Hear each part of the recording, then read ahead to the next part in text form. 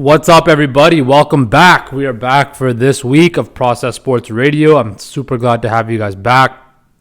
First of all, I want to apologize. I know I said I was going to be posting videos 2 times a week on YouTube and posting 2 episodes on SoundCloud and all the various Spotify and Apple podcasts. Like I said, I still am going to stick to that. It's just last week, it really got to me like, fuck, I have nothing to talk about. And of course, like, I'm not going to post anything that I don't think people want to talk about or want to hear from, right? So I got some severe writer's block last week, and it was tough because I didn't know what the hell to talk about. So then, later on, the NCAA ruling came out about players finally getting to get paid, and I'm going to touch on that a little bit today. And of course, the main parts of this episode are going to be about The Last Dance, reviewing episodes 5 and 6, which I'll get into in a couple minutes. And then so I got that covered, but now another episode coming up on Thursday, I'm going to drop just about the NFL power rankings after the draft, kind of post-free agency kind of. We're going to talk a lot about NFL next episode. So that's just to keep you guys posted on what's going on. I am going to be posting more content. You guys know more and more is going to be coming. I'm doing my best. Like I said, I want to make this the biggest thing in the world. And without you guys as fans and people that are listening, I truly do appreciate it. So please, like, comment, subscribe on YouTube, like it on podcast platforms, right? Share it, whatever. Follow me on Instagram at Process Sports. Follow me on Twitter at _Process Sports. You guys don't understand how much I appreciate the support and everything, so please keep it up. Tell your friends, tell your family, tell whoever about it. I do want to make this big, and I do it all for all my viewers and people that people that I know that motivate me to do better in it. So once again, thank you so much for all your love and support. Another thing is, a lot of my friends have been asking me, why do you always wear a hat? Why do you always wear a hat when you're online? Hey man, it's been 2 months. I haven't got a haircut. Well, I did get a haircut. I got my lovely mother, to cut my hair, and let's just say it didn't look the best. I mean, hey, she doesn't cut hair, so so that's why I wear a hat. So once this quarantine's over, I go back to my barber. I'll get all my haircut and everything. I will not wear a hat anymore for the foreseeable future after that. So don't worry. But yeah. So going into The Last Dance this week, right? I was really impressed by these episodes because it talked about basketball, but there's also the deeper meaning of Michael Jordan and his life. And that's what I really wanted to know about, like, what was it like being like Mike, right? And that was kind of the main theme of these last 2 episodes. What was it like to be Mike?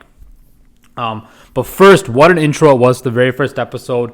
The shot of Kobe, the late great Kobe Bryant, and Michael Jordan in Michael Jordan's last All-Star game as his last true All-Star game, really, as being the best player in the league. I mean, he had that one in Washington where it was his last year and they kind of got him in there.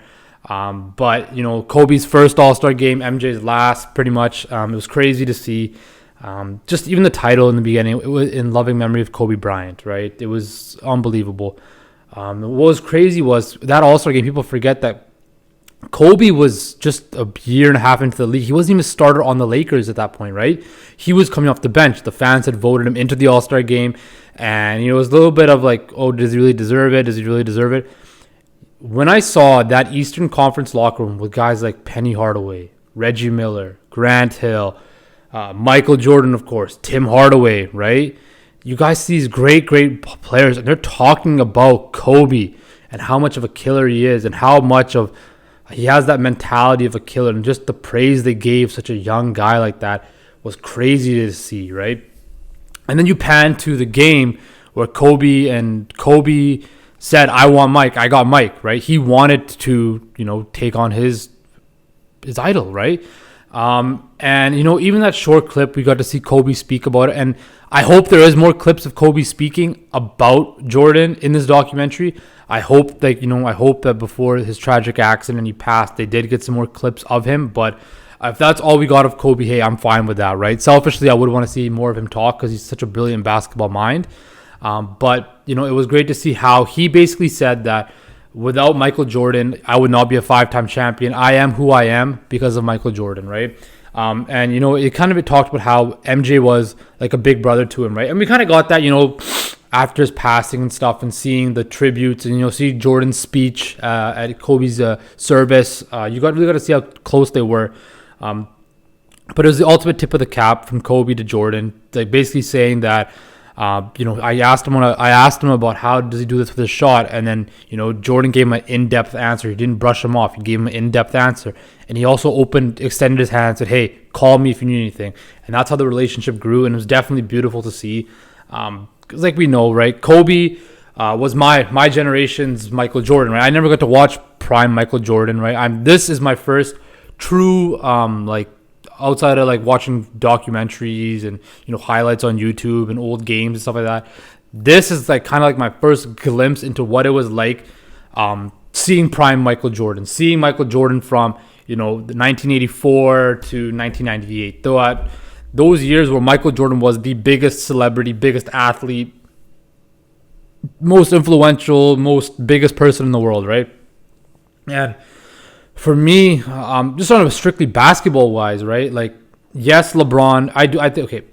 To put it this way, do I think Michael Jordan's the greatest of all time? Yes. Have I thought that before this Last Dance? Yes, I did. But I thought LeBron was second. Always LeBron was second. It was always so much that LeBron was so close because, honestly speaking, I was never the biggest Kobe fan. I always respected Kobe. I always admired Kobe. But it was something just about LeBron that I just, I gravitated towards LeBron. But don't get me wrong, I loved Kobe Bryant as well, right? I think if I was to do a ranking of my top players growing up, it would be LeBron first, probably then Kobe, maybe I'll throw in Allen Iverson, right? But going back to Kobe, he was our generation's Michael Jordan, right? He was that type of player. If you saw Kobe play, you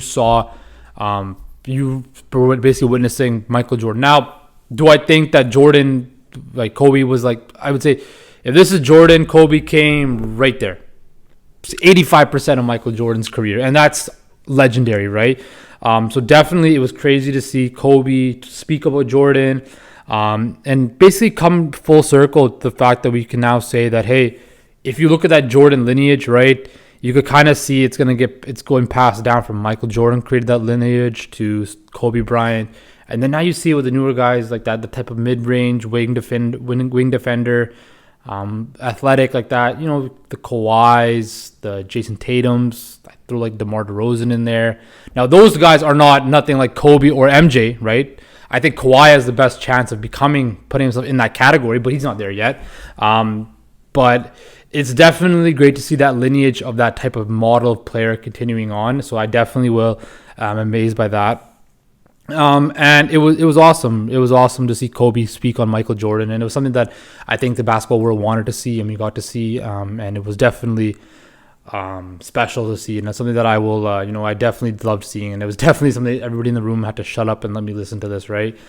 So that was awesome. But then after that, they kind of go into, like I said, the last episode were about being like Mike. What was it like being Mike behind the curtains? What was it like? What was his life like with endorsement deals and his personal life? Kind of, they touch on that about gambling and stuff, his media obligations, his sponsorship deals and stuff like that. So definitely that's what it gets into. But the best part was right after that they got into his deal with Nike, right? And how Jordan became basically the biggest brand in the world, right? The biggest athlete brand in the world. And that's something that we can all agree on, is the fact that no athlete ever will ever be as big in the sneaker game, in the apparel, the clothing brand game as Michael Jordan. The Jordan brand is cemented as legendary, right? The fact that, even now, like, he's a billionaire because of the Jordan brand, right? He's a billionaire. Well, he's a billionaire because largely to do with that, right? Hell, look at me. You see all these videos I post and stuff like that. What am I mostly wearing? I'm wearing Jordan because the clothing is awesome. The thing about Jordan was this: he was the biggest player of his generation, biggest player in the world, biggest athlete. And what do people want? They want to be like Mike. So I want to wear Michael Jordan shoes. I want to wear Michael Jordan's clothing brand. I want to be like Mike, right? I want to drink Gatorade, right? I want to play golf or something like that. I want to, eat McDonald's like my MJ, right?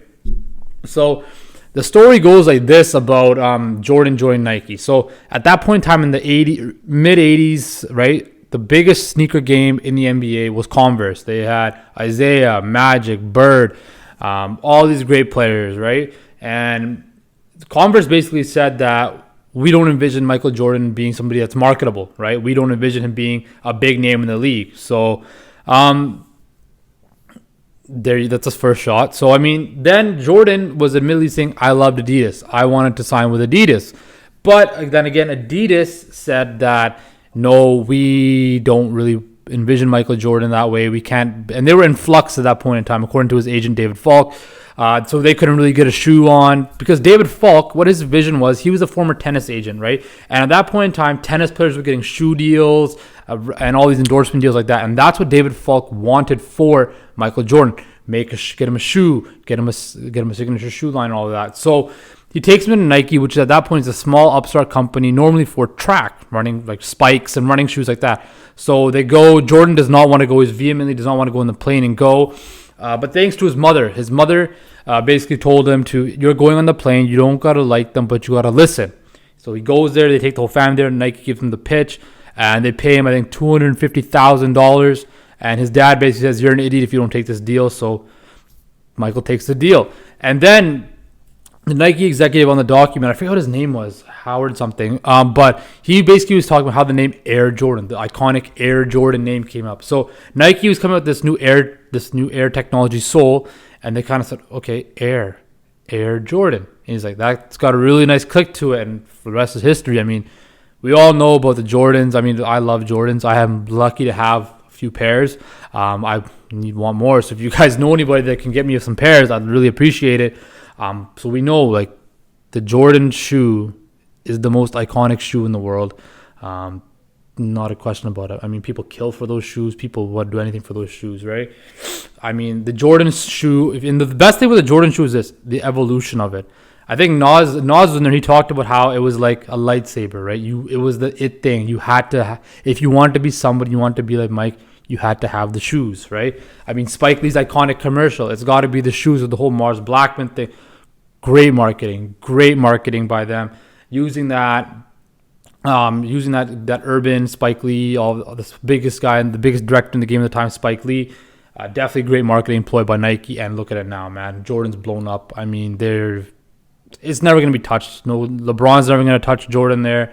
Kobe, Harden, Durant, Steph, any of them, Kawhi, nobody's going to touch Jordan. No athlete ever will. And I vehemently know that, and I think the whole world can admit that nobody's touching Jordan. He changed the sneaker culture for life. The sneaker culture will never be the same. Nobody will come close to it. That debate is over. The Jordan brand, the Jordan sneaker game, that is his, and it's his forever. That's it. So that was the biggest thing. And then also the crazy thing is, if you saw it, so it's his last game at MSG. What does he do? He brings out the retro Jordan 1s from 1984, the OG 84 ones, right? He's playing him. He's having a good game. But he's like, my feet are killing me. My socks are filled with blood. But he couldn't take them off because that's superstitious. And athletes know, if you got something good going with you, don't change it, right? So he keeps the shoes on, has a great game, takes his shoe off, it's just soaked in blood, his sock, right? So that's just the type of competitor Jordan was. And that's, again, another theme of these last two episodes, was seeing how competitive Jordan was and whether it was good, with the good and the bad, right? So you definitely get to see both sides of how his addiction to competition was good, but it was also detrimental to him as well.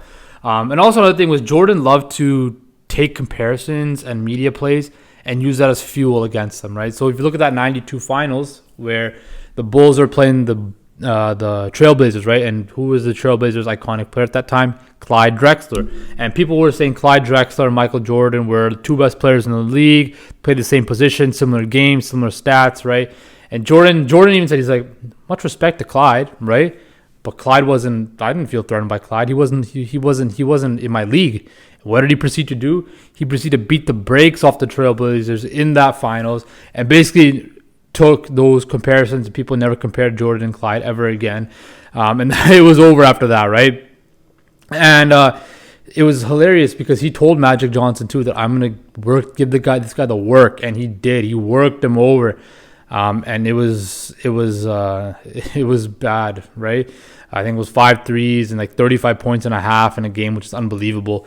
So much kudos to Jordan for that. So they win the title in 92, and then what else is in 92?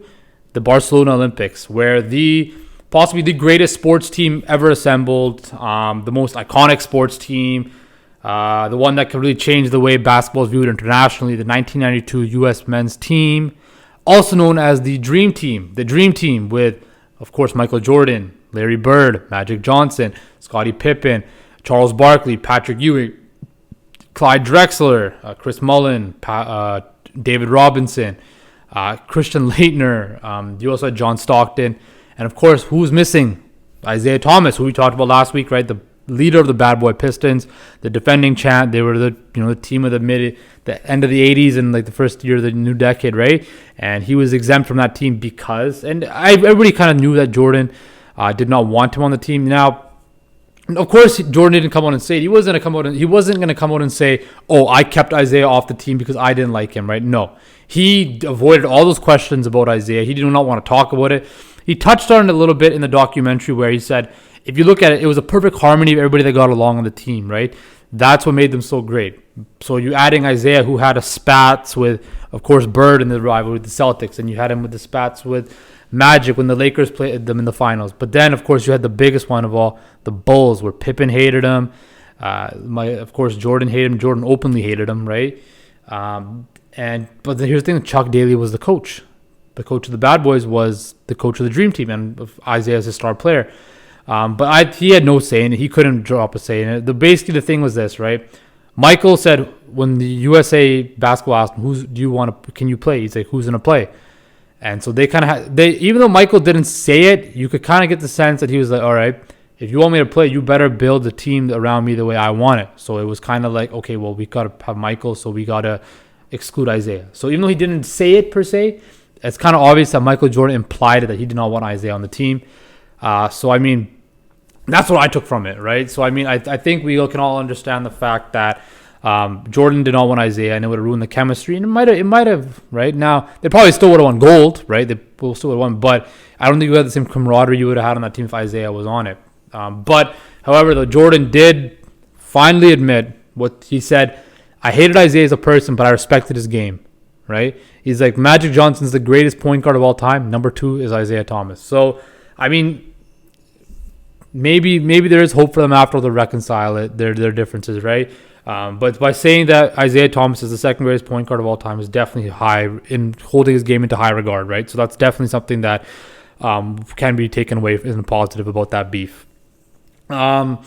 And then so talking about the Dream Team, right? MJ said the best thing was the practices, right? Can you imagine those practices? I think there was one team was with Magic, Barkley and their crew, and Jordan, Pippen, and I think Ewing on one team, right? And just the going back and forth and just the competitive nature they had in it. It was awesome to see those clips in the scrimmage of, Magic and Barkley talking shit to Jordan and then him just turning it on and getting 8 straight buckets, right? It was crazy, right? That's what I love to see. I love to see that competitive nature. And I hope, one day we get to kind of get an inside look at what the 2012 Olympic team was with Kobe, of course, D-Wade, LeBron, Durant, Westbrook, all those guys too. I want to see something like that too. I want to know what those practices were like. Now, do I think they're going to be that as competitive as that team? Probably not, but it would be interesting to see. And even the debate of the 2012 team versus the 92 team, who would win? I'd love to see that as well. So definitely that's very interesting topics I got from that. But actually in the Olympic tournament, you get to see the Jerry Krause beef again. So the Bulls drafted Toni Kukoc, who's from then Yugoslavia, but Croatia as we know now. And Jerry Krause said that he could see Toni Kukoc being the face of the Bulls. Well, of course, you have Pippen and Jordan. They're just winning you back-to-back titles, and then you're hearing about this guy being the next face of the team. So, and it was nothing bad about Toni Kukoc, but it was the way that Krause introduced Kukoc to the team that Jordan and Pippen hated him. And they gave him the work in the Olympics. They basically said, nobody else touched him, we got him. And they proceeded to beat the hell out of him. Now, was it fair to Kukoc? No. It was not, because Toni Kukoc was a tough guy. If you think about it, if you look about that time, right, that's the whole Soviet Union bloc, and they're escaping communism, extreme poverty, a war-torn country. He had to go through all that shit, right, and then go to the Olympics and get basically abused like that. It definitely wasn't fair to him, but, I mean, it's the competitive nature of the game. And then, Jordan did say that nothing personal against him. I love Toni Kukoc as a teammate, right? So, I mean, it was definitely, unfair to him. But, in that gold medal game, he kind of gained MJ's respect by, coming back and having a good game. And they kind of found out, hey, he can play. So, of course, the U.S. wins the gold. And again, competitive Mike, right? What does he do? They win the gold. The track suits are made by Reebok. Well, of course, Mike's with Nike. So what does he do? He covers the Reebok logo on his tracksuit, and again, just to prove a point, right? So I mean, that's just how competitive Jordan was. So then, that was kind of the whole thing about the Dream Team. Then we kind of get into, and I feel like this is the biggest part of episode 5, was the fact that how Jordan didn't speak out much on social points, right? So that's one thing that I can't hate on him for it, because again, like I said, he's not an activist. He even said, I'm not an activist, right? But look at LeBron, right? And that's something that I'll always say LeBron's over Jordan with, is the fact that LeBron, even though he's more than an athlete, right? He's more than an athlete, and he uses his power in today's society and his voice for positive change in the different factors, right? He opened up a new school, right? And not saying that Jordan never did anything for the community as well, which he did, right?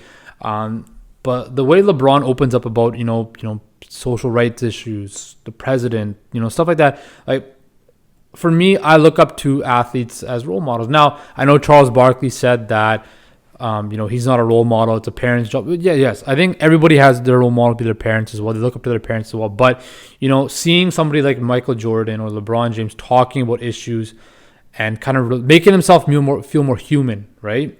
That is something that I'll always applaud athletes to do, right? And the fact that you can't hate on Jordan for doing it, because he said he was more focused on his craft, right?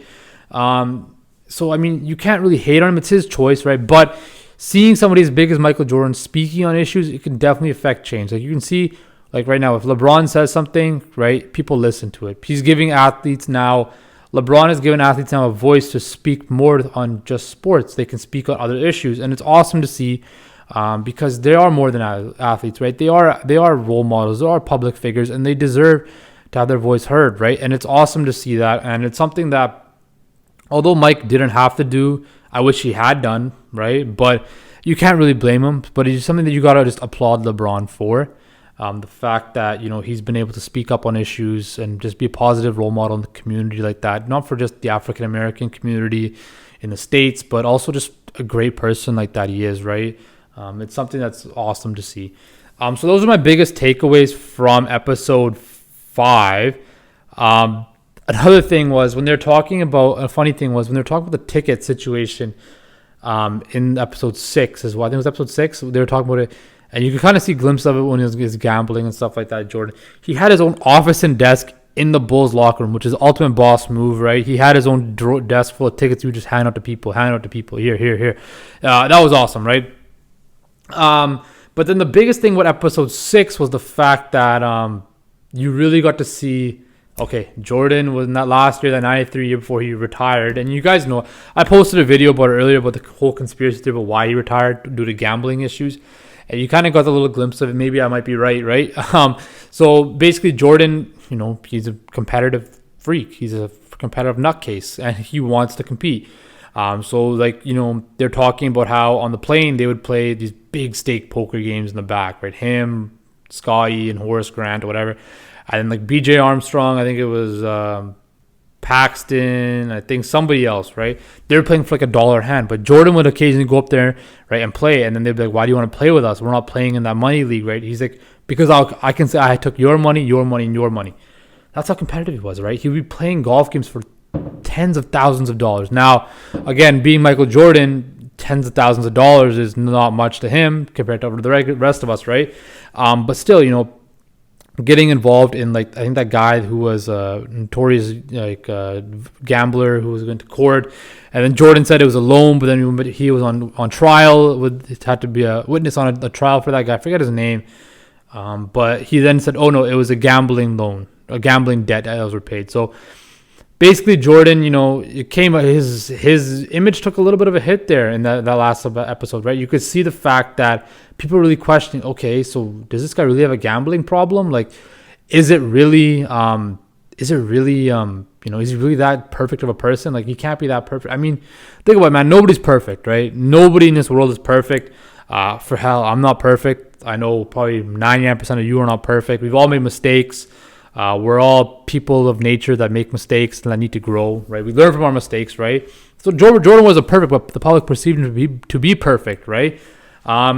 And so, the story of Atlantic City, right? That's where it kind of started off at, where they're playing the Knicks in the conference finals in '93, and they get off to a slow start in the series, and MJ goes to Atlantic City, right, which is in New Jersey, close to New York, and he's seen at the casino gambling, right? Now, the media probably did blow it up out of proportion, the fact that he's gambling. I'm sure in today's day and age, you can't do that, right? I mean, you'll be spotted as well, and it'll blow up. So it blows up, becomes a big, huge issue, and it's questioning his teammates, his passion for the game, his dedication to the game, his dedication to his team. Even though he didn't break any rules or anything like that, he said he had to blow off steam and gamble. Okay, that's not how I would blow off steam, but I mean, if it is, that's what he does, right? So his dad comes out and all of them, and he kind of just sets the record straight. And it was crazy because that season, actually, because of that, what happened in this that investigation of his gambling and him going on trial and basically coming out saying that all those questions of him being a gambling addict and having a problem and him denying, he actually stopped talking to the media for a point of time, right? So can you imagine that right now, right? If Michael Jordan was now in today's media society, media-driven society that we're in now, where everything is so readily available, everything is on social media, everything's on a click of a button right away, it would definitely be a lot different. I mean, I don't think Jordan would be that big of a gamble. He'd probably still be a gambling addict, probably still is one, right? But he would not be doing what he was doing back then, right? Because of the social media now, everything, just camera phones right away, right? So definitely, I don't think it would be a lot harder for Michael Jordan right now. And just even not talking to the media too. People blew up on Marshawn Lynch for not talking to the media, right? They ridiculed him. They made fun of him.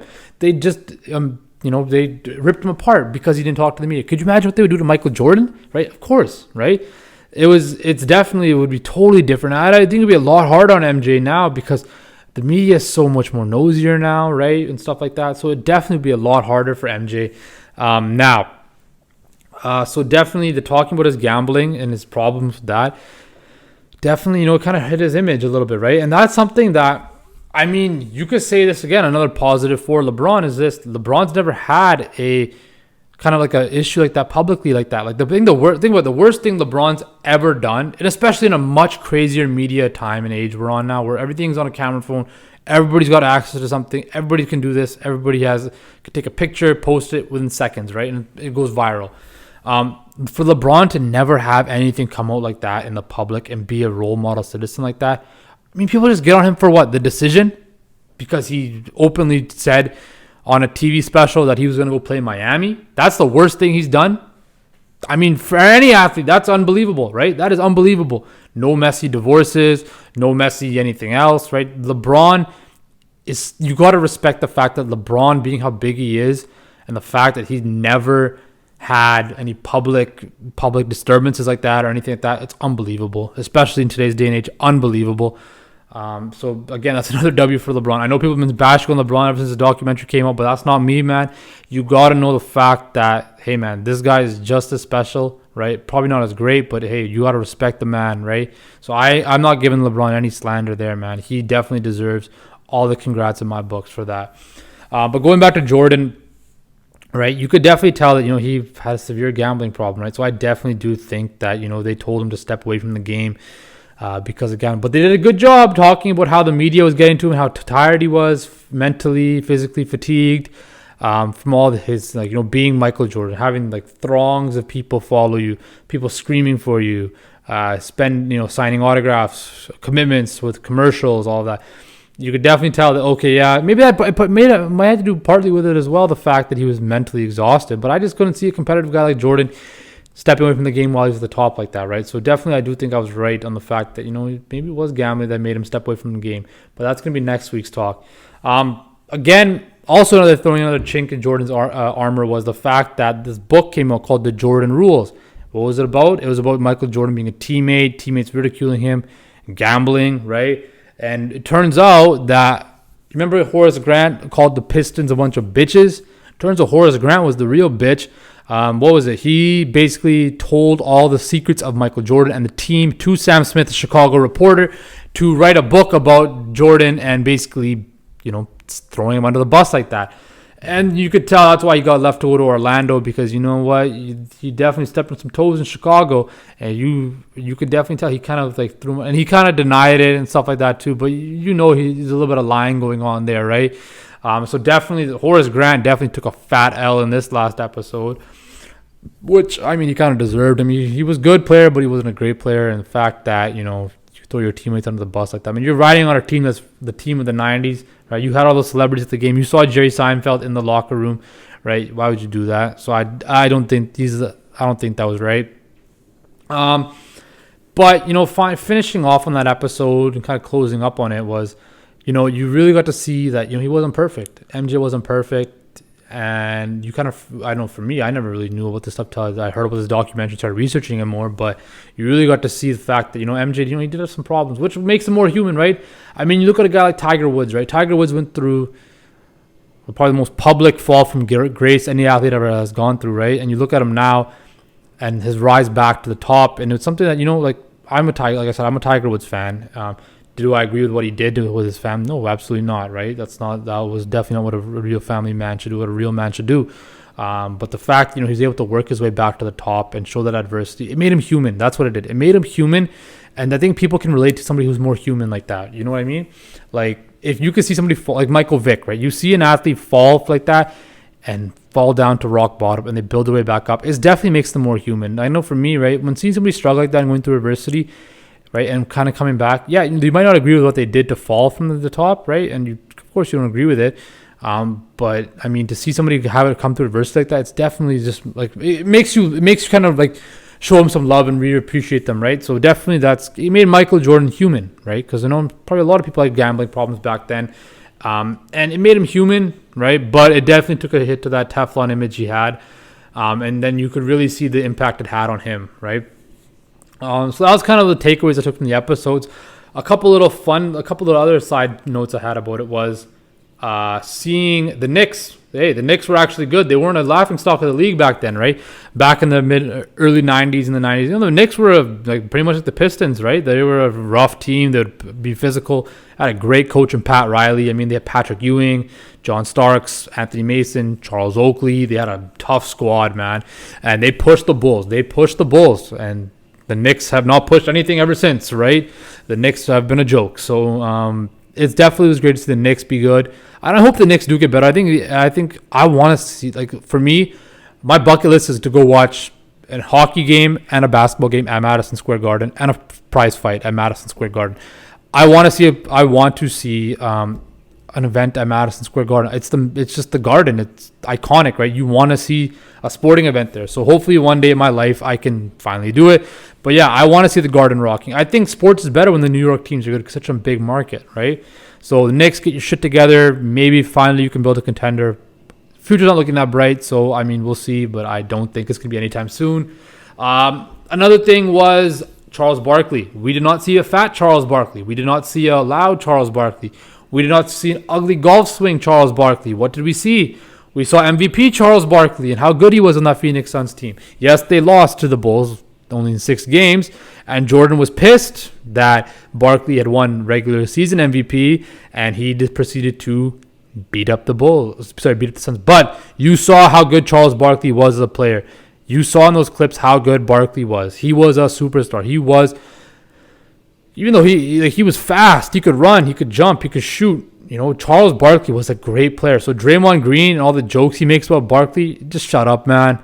Like, you don't know what you're talking about. You couldn't even hold Charles Barkley's jock, all right? Barkley was an iconic player. Draymond Green, you're not. You're riding your coattails of an iconic backcourt and iconic team. So shut your mouth, right? So again, that was another loser, I think. Draymond Green took a fat L because people finally get to realize how good Charles Barkley really was. And he wasn't just a lovable media guy on TNT that we all know and love. And I really miss the NBA on TNT. But yeah. And finally, line of the night goes to, of course, who else? Dennis Rodman. The clip was like a short clip. I think they were on like a break or something in the middle of the season.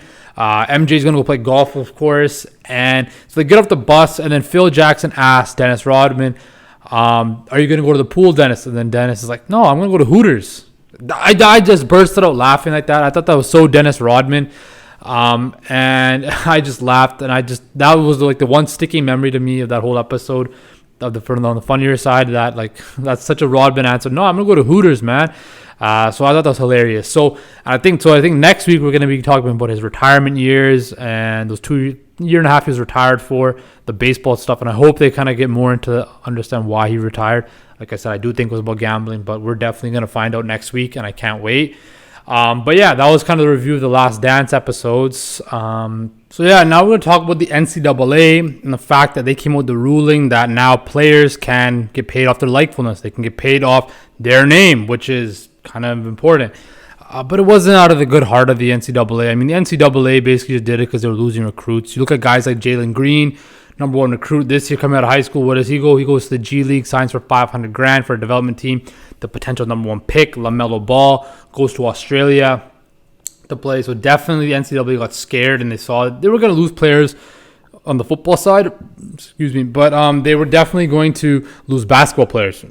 And they knew that it was going to protect their bottom line, because the NCAA, all they care about is their bottom line. They don't care about players. They care about that bottom line, right? So they came out of this, give the players a little bit of a sacrifice, a little bit of token like that, a little bit of cash. And they just wanted to, make sure they could protect their bottom line. I mean, you look at like all college students know this. Me being one too. You can't monetize yourself in that amount of time, right? Yes, they're only going to be there for a year or two, but I mean, it's tough. I mean, to be able to eat. You hear guys, they can't even afford to eat or anything like that, right? I know for me, thank God I was able to work while I was going to school as well, right? Because the fact is, you can make some money, you can go out, you can do this. These guys don't have time for that. Their schedule's way, way busier, right? And the fact that, universities are privatizing off these kids with so much money, right? You saw like guys like Zion, RJ Barrett at Duke, man, their jerseys were everywhere. And yet they couldn't do anything about it. They couldn't get any money about it. Yes, right? And it sucks, because if somebody's making money off my name, wouldn't I want to slice that too? I mean, it's my name, right? It was tough, right? It sucks seeing that. So the NCAA just did to protect their bottom line, right? And it was totally just because, we don't want to lose recruits. We want to make sure that our bottom line is protected during the college football playoffs, NCAA tournament, stuff like that. We have the biggest names, biggest stars. That's what it really came down to, right? But then again, if I'm a recruit, I'm probably going to stay in the States now that I can get paid, because I'm going to get the most exposure by playing college sports. College basketball's on every week. College football's on every week. Every talk show talks about it. Newspapers, whatever. I'm going to become a household name before I even get into the league, right? So that's definitely awesome to see that these guys are finally going to be able to get paid. They have the best coaches in the NCAA, in my opinion. It's run like a sports team, right? You saw what Emerson Murray said in that interview. He said it's run like a sports team. All they care about is winning, right? So if you run a successful program, your name's getting out there in the media, your name's building, your draft stock's building, you're going to stay in college, because you're going to want to get that exposure. You're going to get the bigger shoe deals. You're going to get all of that money coming out to you, right? So it makes sense that they did it. It was a business decision.